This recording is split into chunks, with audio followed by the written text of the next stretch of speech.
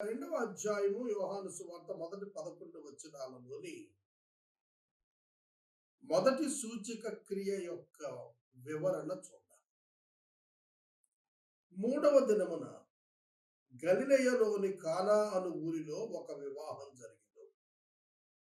మూడవ దినమున అనే పదం మీద చాలా మంది చాలా రకాలుగా తెలియజేశారు.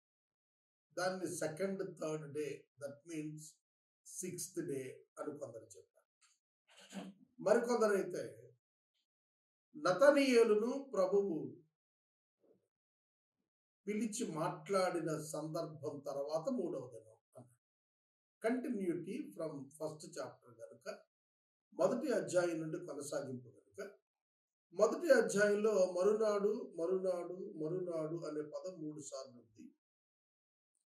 ఆ తర్వాత మూడవ నాడు లేదా మూడవ దినమున అన్నాడు కనుక అక్కడి నుండి మూడవ దినం 6వ రోజుని కొందరు పండితులు లెక్కించారు. మూడవ దినమున గలిలయలోని కానా అను ఊరిలో ఒక వివాహము జరిగింది. The Bible is very clear about the incidents and the places. Bible చాలా స్పష్టమైన వివరణ చారిత్రాత్మకంగా ఇస్తోంది. కానా అనే ఊరు, ఆ ఊరు గలిలయ అనేటువంటి డిస్ట్రిక్ట్ లో, ఆ ఊరిలో ఒక వివాహం జరిగింది. ఆ వివాహానికి యేసు పిలవబడ్డాడు, ఆయన శిష్యులు పిలవబడ్డారు, ఆయన తల్లి పిలవబడింది. All of them were invited by the family members. గ్రహించండి, హిస్టరీకి కావాల్సింది ఏమిటి? Place, person and time. కాబట్టి ఈ మొదటి సూచక క్రియ చరిత్రలో జరిగినది అని రుజువు అవుతుంది. చరిత్రకు స్థలము, వ్యక్తి, సమయము ఎలాగున అవసరము అది ఇక్కడ రాస్తూ ఇది చారిత్రాత్మక సత్యము అని తెలియజేస్తుంది. అయితే ఇక్కడ జరిగినటువంటి సూచక క్రియ మునుపెన్నడూ జరగనది. నీరు ద్రాక్షరసంగా మారటము మరియు వివాహంలో యేసుక్రీస్తు ప్రభు ఈ మొదటి సూచక క్రియ చేయటం. ఇక్కడ జరిగిన సంభవము మనందరికీ తెలుసు, క్రైస్తవులకు మనందరికీ వెల్ నోటెడ్ ప్యాసేజ్. ఇక్కడ మనకు అర్థం కావాల్సింది ఏంటంటే, సృష్టికర్త యేసుక్రీస్తు అని అర్థమయ్యేటట్లుగా ఈ యొక్క సూచక క్రియ చేయబడింది. ఒక్క సృష్టికర్త మాత్రమే సృష్టి యొక్క ధర్మాన్ని మార్చగలడు. నీటిని ద్రాక్షారసంగా మార్చాడు. నీటికి ఉన్నటువంటి లక్షణాలు వేరు, ద్రాక్షారసానికి ఉన్న లక్షణాలు వేరు. నీటి లక్షణాల స్థానంలో ద్రాక్షారసము యొక్క లక్షణాలు తీసుకొచ్చాడు. ఇది సృష్టికర్త వలన మాత్రమే అయ్యేటువంటి కార్యము. క్రియేషన్ ని ఏ విధంగా ఆల్టర్ చేయాలన్నా కూడా ఒక క్రియేటర్కి మాత్రమే అధికారం. ఉన్నది లేనట్టుగా తీసేయాలన్నా, లేని దాన్ని ఉన్నట్టుగా తీసుకొని రావాలన్నా, ఉన్నదాని యొక్క ఫామ్ ఆయన అనుకున్నట్లుగా మార్చాలన్నా. అర్థమవుతుంది? ఇప్పుడు ఉదాహరణకి ఒక చెక్కను తగలబెడితే బొగ్గు అవుతుంది, అంతే కదా? నీటిని వేడి చేస్తే ఆవిరవుతుంది. ఇందులో మార్పు లేదు. అయితే నీరు ద్రాక్షారసం కావటం something extraordinary which human cannot do that. మానవుడు చేయలేని పని, దేవుడు మాత్రమే చేయగలిగినటువంటి పని యేసుక్రీస్తు చేశాడు. అది కూడా ఒక వివాహంలో. ఎందుకు వివాహాన్ని ఎంచుకున్నాడు ఆ కార్యానికి? మీకు బైబిల్ గ్రంథం 6వ దినమున, సృష్టి యొక్క 6వ దినమున యేసుక్రీస్తు ప్రభువు ఏ విధంగా అయితే 6వ దినమున, 3వ నాడు అంటే 6వ దినం లెక్కించే కదా, పైన 3 days కలుపుకుంటే ఇది 3rd day అంటే 6th day వివాహంలో కార్యం చేశారు. ఏదైనా వనంలో ఆయన స్త్రీ పురుషులను పెట్టింది 6th డేనే. 6వ రోజునే మానవుల నిర్మాణం జరిగింది సృష్టిలో. 7వ రోజు విశ్రాంతి. కనుక తండ్రి అయిన దేవుడు 6వ దినమున వివాహాన్ని జరిగించాడు. క్రియేషన్లో 6th day man and women creation and their marriage. ఇక్కడ కూడా 3వ నాడు అదే సృష్టికర్త అయిన యేసుక్రీస్తు వివాహాన్ని కనపరిచాడు. తండ్రి అయిన దేవుడు ప్రణాళిక చేసిన వివాహం, కుమారుడైన దేవుడు అద్భుతం చేసి కనపరిచిన వివాహం, పరిశుద్ధాత్మ దేవుడు నిర్వహించబోతున్నటువంటి వివాహం. కనుక వివాహం అన్ని విషయాలలో ఘనమైనదిగా ఎంచాలి అని హెబ్రీ 13:4లో చెప్పాలి.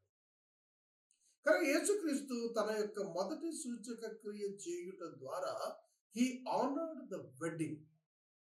ఆయన వివాహాన్ని ఘనపరిచాడు అనేది మనకు అర్థం. ఆ వివాహంలో ఆయన ఆహ్వానించబడ్డాడు, ఆయన తల్లి ఆహ్వానించబడ్డాడు, ఆయన శిష్యులు ఆహ్వానించబడ్డాడు. ఇక 3వ వచనం, ద్రాక్షారసం అయిపోయినప్పుడు యేసు తల్లి యేసునొద్దకు వచ్చి వారికి ద్రాక్షారసం లేదని ఆయనతో చెప్తున్నాడు. దానికి యేసు స్పందన, అమ్మా నాతో నీకేమి పని? ప్రశాంత్, నా సమయం ఇంక నువ్వు రాలేదు. యేసు తల్లి యేసునొద్దకు తీసుకొచ్చిన సమస్య అది వారిద్దరిది కాదు, అది ప్రజలది. వారికి ద్రాక్షారసం అయిపోయింది, మనకు ద్రాక్షారసం అయిపోయింది అని అంటాం మనమైతే సాధారణంగా. కానీ యేసు తల్లి తన గురించి మాట్లాడటం లేదు, ఆ ఇంటి యజమానుల గురించి మాట్లాడటం. That is their problem, but she is bringing the problem to Jesus Christ, though it's not her problem. ఆమె సమస్య కాకపోయినా అది వేరే వారి యొక్క సమస్య అయినా ఆమె ఆ సమస్యను యేసు దగ్గరికి తెస్తాం. సమస్య ఉన్నవాళ్లే సమస్యను యేసు దగ్గరికి తీసుకెళ్లాలని రూలేం లేదు. అందుకనే ప్రార్థనా పరిచర్య అన్ని పరిచర్యల కంటే గొప్ప పరిచర్య. ఎందుకంటే మనం ఇతరులను గుర్చినటువంటి ప్రార్థన మన ప్రభు దగ్గర సమర్పించవచ్చు. ప్రభువు వెంటనే ఆమెకు చెప్పిన జవాబు, అమ్మా నాతో నీకేమి పని? ఒక కుమారుడు ఒక తండ్రితో ఒక తల్లితో నాతో నీకేమి పని అని అంటాడా? గ్రహించండి, నాతో మీకేమి పని అని అనగలుగుతాడా? అనలేడు కదా. కానీ ప్రభు మొహమాటం లేదు. నాతో నీకేం పని, నా సమయం ఇంకా రాలేదు. మీరు ఇంకోటి గుర్తించాలి, యేసు తల్లి మరియ యేసుక్రీస్తు ప్రభువులకు సంభవిస్తున్న సంభవాలన్నీ కూడా క్లోజ్గా వాచ్ చేస్తూ తనకు పరిశుద్ధాత్మ దేవుడు మరియు గబ్రియేలు దూత ఏవైతే బయలుపరిచారో అవి ఆయనలో ఎట్లా నెరవేరుతున్నాయో ఆమె గమనిస్తోంది. అందుకనే ఆయన దగ్గరికి వచ్చి వారికి ద్రాక్షారసం లేదని చెప్పలేదు. అర్థమైందా మీకు? She understood who he is. ఆయన ఎవరో ఆమెకు తెలిసిపోయింది. ఎందుకంటే ఆమె కదా నవమాసాల కోసం కన్నది. ద టైమ్ హ్యాస్ కమ్ అనుకుంది ఆమె. ఎందుకు వచ్చి యేసు ప్రభువుకి చెప్పిందో తెలుసా? యేసు ప్రభువు సమయం వచ్చేసింది ఇక తాను అనుకున్న కార్యాలు జరిగించడానికి అని ఆవిడ అనుకోబట్టి వచ్చింది. Please note this point. దానికి ఆయన ఇచ్చిన జవాబు, అమ్మ నా సమయం ఇంకా నువ్వు రాదు, నాతో నీకేం పని? It's none of your business, though you are my mother, it's none of your business, it is God's business. You have nothing to do with this. అర్థమవుతుందా? శరీర సంబంధమైనటువంటి ఏ అధికారాలకి ఇక్కడ సంబంధం లేదమ్మా. దేవుని పని దేవుడు చేసుకుంటాడు, దేవుని సమయంలో చేసుకుంటాడు. కనుక నువ్వు అనుకుంటున్నట్టు నాకు సమయం ఇంకా రాదు. అర్థమైందండి ఎందుకు ఆ మాట చెప్తారు? మరీ అనుకుంటోంది సమయం వచ్చేసి. ఎందుకంటే యేసు ఆహ్వానించబడ్డాడు, శిష్యులు ఆహ్వానించబడ్డారు, ఆయన బాప్తిస్మం తీసుకున్నాడు. బాప్తిస్మ సమయంలో ఈయన దేవుని కుమారుడిని ప్రకటించబడింది. ఒక ప్రక్కన నతానియేలుకి చాలా క్లియర్గా చెప్పేశాడు, దేవదూతలు మనుష్య కుమారుడు పైగా ఎక్కుచు దిగుచు ఉండటం చూస్తే ఏమంటావని.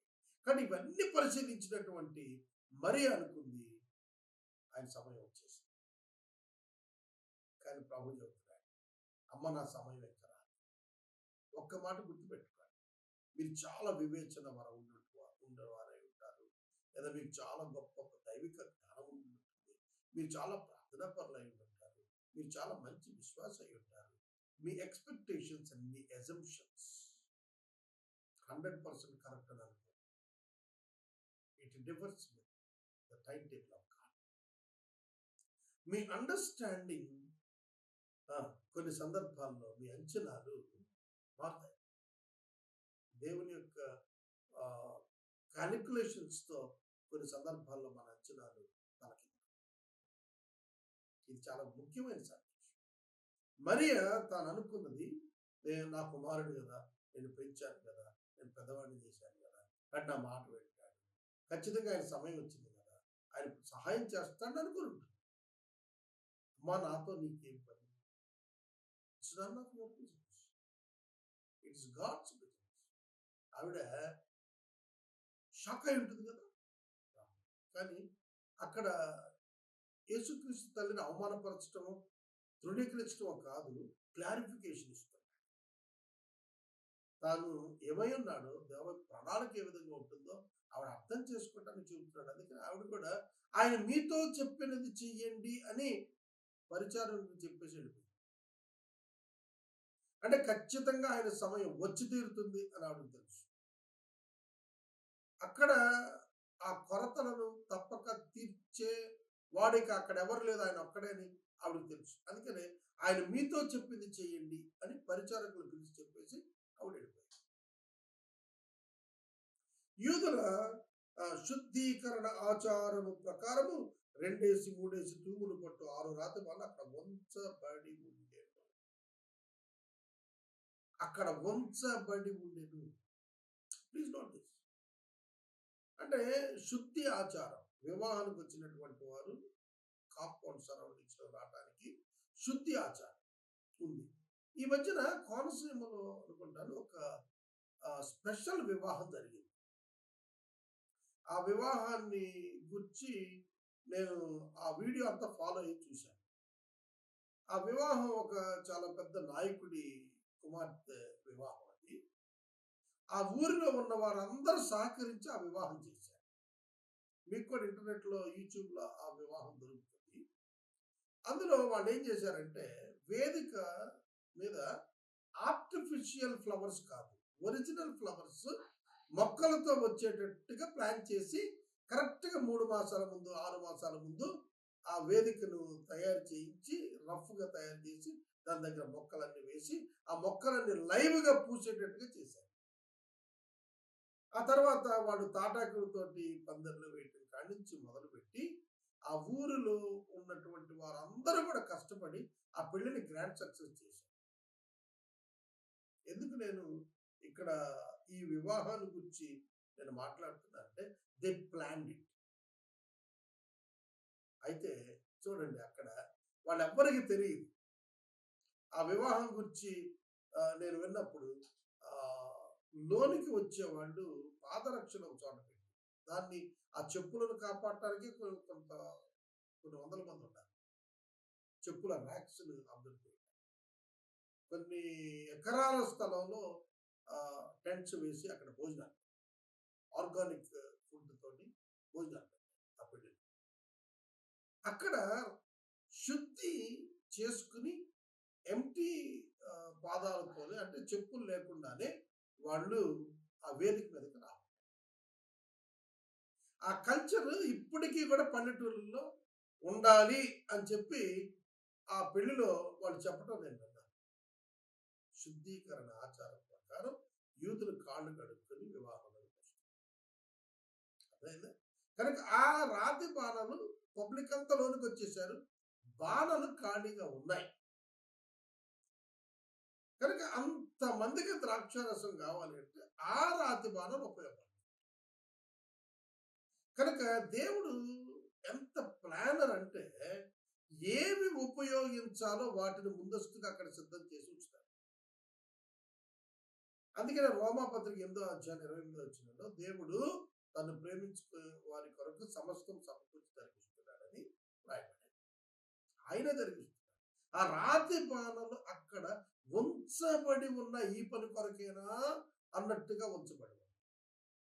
గుర్తించండి, దేవుడు తన స్వాధీనంలో సమస్తాన్ని ఉంచుకొని పనిచేస్తాడు. యేసు అంటున్నారు ఆ బాణలు, ఏ బాణలు? అక్కడ ఉంచబడి ఉన్న బాణలు, ఉండినవి అని రాయొచ్చు కదా, అవి ఉంచబడినవి అన్నారు. అవి పర్టికులర్ గా ఆ ప్లేస్ లో అక్కడ పెట్టబడ్డాయి. పెట్టినాడు కూడా తెలియదు. ఆ నీళ్ళ అక్కడ ద్రాక్షారసం ఆ బాణంలో నుంచి వస్తుంది. కాబట్టి అన్ఎక్స్పెక్టెడ్ థింగ్స్ చేస్తాడు దేవుడు అనేది మనకు అర్థం. Humanly unexpected but divinely plan. Humanly unexpected but divinely plan. మానవీయంగా అది మనకు అకస్మాత్తు, అన్ఎక్స్పెక్టెడ్, ఊహించాలి. కానీ దైవికంగా అయితే అది చాలా ప్రణాళికాబద్ధం అని అర్థం. యేసు అంటున్నారు ఆ బాణలు నీళ్లతో నింపండి అని చెప్పి. బాణలు నీళ్లతో నింపటం ఏంటి? ఇంకెవరు వస్తారు కాళ్ళు కడుక్కుంటాక? ఎవరు రారు కదా, అందరూ వచ్చారు కదా. వెళ్ళేప్పుడు ఎవరు కాళ్ళు కడుక్కుని వెళ్ళరు కదా.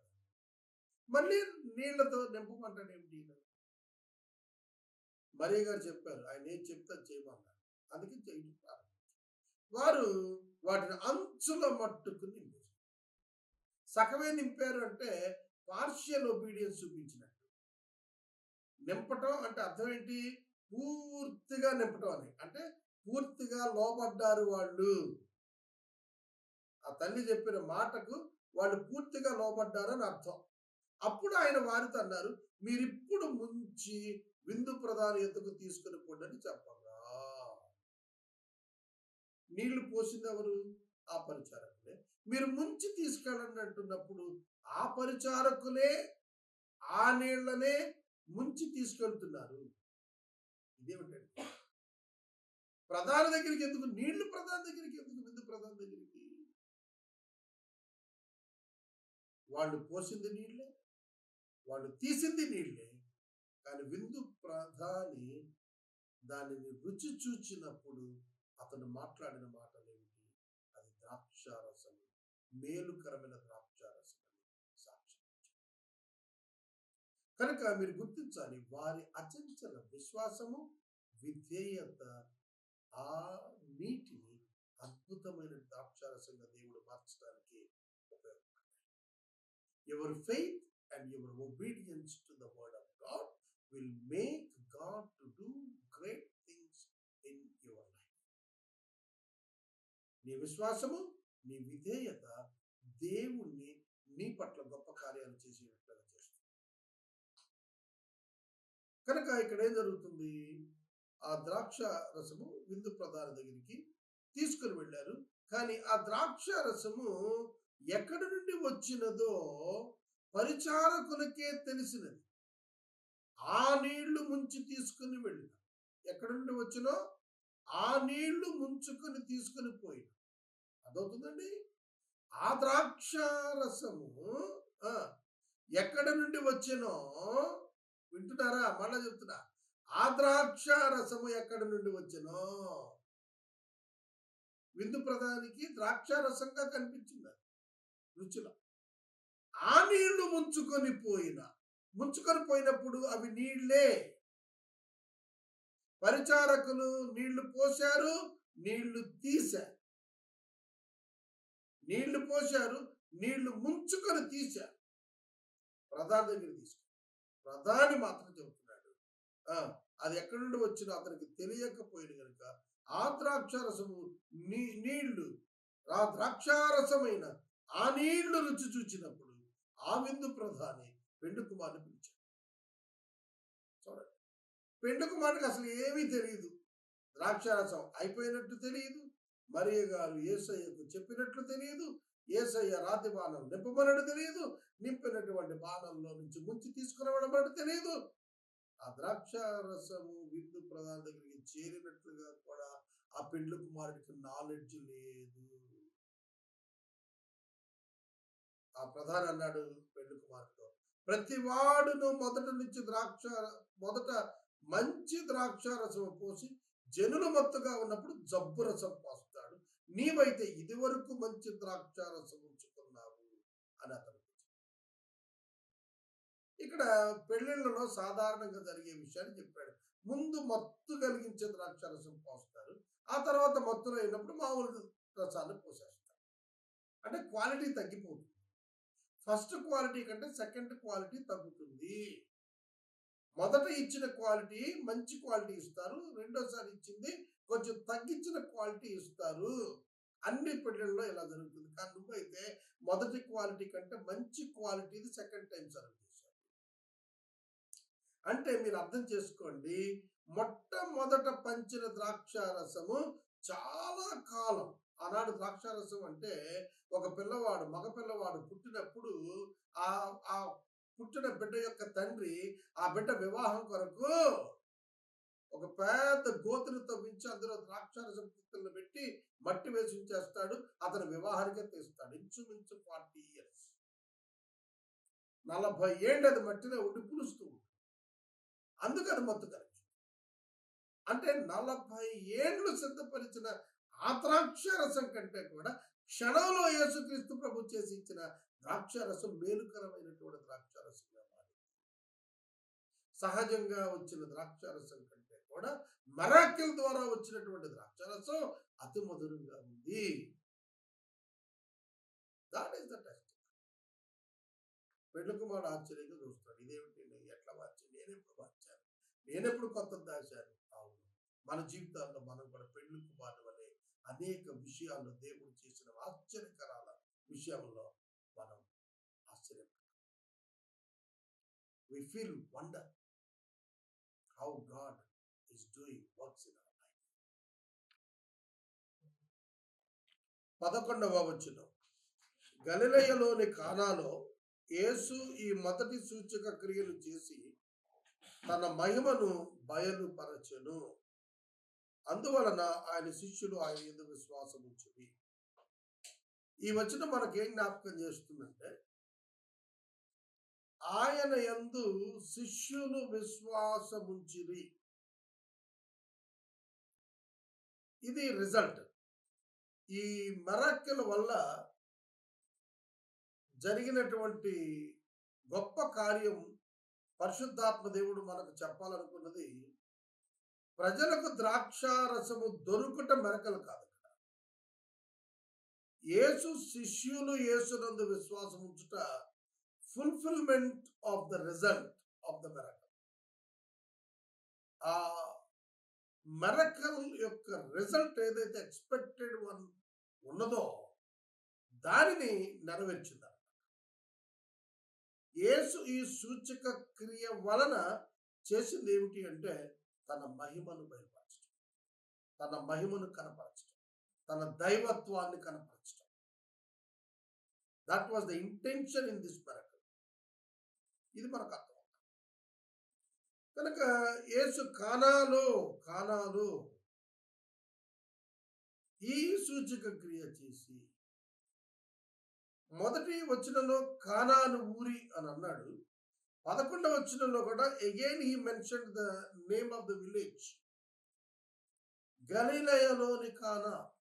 ఈ కానా యూదయలోది కాదు, గలిలియాలోది. గలిలియాలో అత్యధిక శాతం జెంటైల్ పీపుల్ ఇన్ఫ్లుయెన్స్ ఉంటుంది. కనుక గలిలయకు చెందిన కానాలో,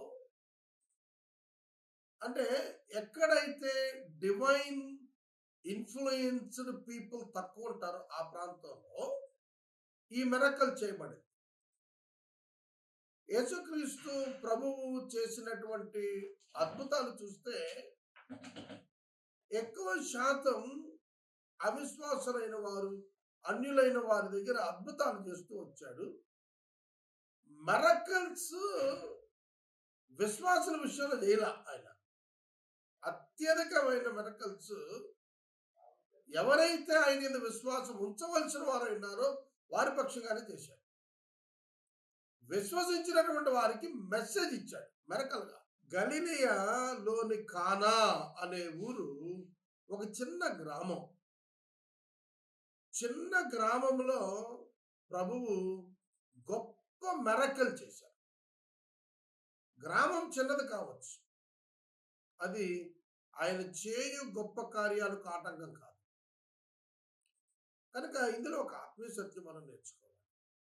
మనం ఎంత చిన్నవారమైనా గొప్ప కార్యాలు మన యందు మన ద్వారా చేయుటకు దేవునికి సమ్మతమే, దేవునికి సాధ్యమే.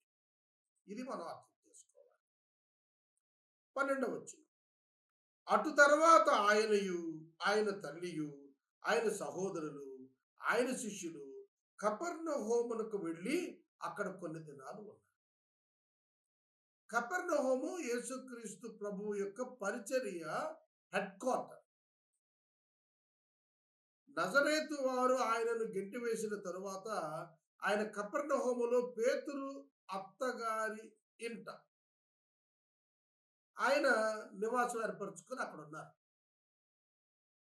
అక్కడ వారు కుటుంబం అంతా కొద్ది రోజులు ఉన్నట్లుగా సూచిస్తుంది. అక్కడ వారు ఏం చేశారో వ్రాయబడలేదు.